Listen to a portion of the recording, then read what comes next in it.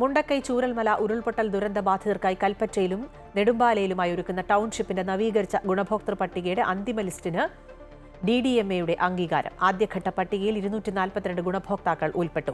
രണ്ടാംഘട്ട ഗുണഭോക്തൃ പട്ടിക ഉടൻ പുറത്തിറക്കും. ചൂരൽമല വാർഡിലെ 108 പേരും അട്ടമല വാർഡിലെ 51 പേരും പട്ടികയിലുണ്ട്. മുണ്ടക്കൈ വാർഡിൽ നിന്ന് 83 പേരാണ് ഗുണഭോക്താക്കൾ. ദുരന്ത നിവാരണ അതോറിറ്റിയാണ് പട്ടികയ്ക്ക് അംഗീകാരം നൽകിയത്. മറ്റൊരിടത്തും വീടില്ലാത്തവരെയാണ് ആദ്യഘട്ട പട്ടികയിൽ ഉൾപ്പെടുത്തിയത്. രണ്ടാം ഘട്ടത്തിൽ ദുരന്ത മേഖലയിലെ നാശനഷ്ടം സംഭവിക്കാത്ത വീടുകൾ, ദുരന്ത മേഖലയിലൂടെ മാത്രം എത്തിപ്പെടാവുന്ന വീടുകൾ, ദുരന്തം മൂലം ഒറ്റപ്പെട്ട വീടുകൾ എന്നിവ ഉൾപ്പെടുത്തുമെന്നാണ് വിശദീകരണം.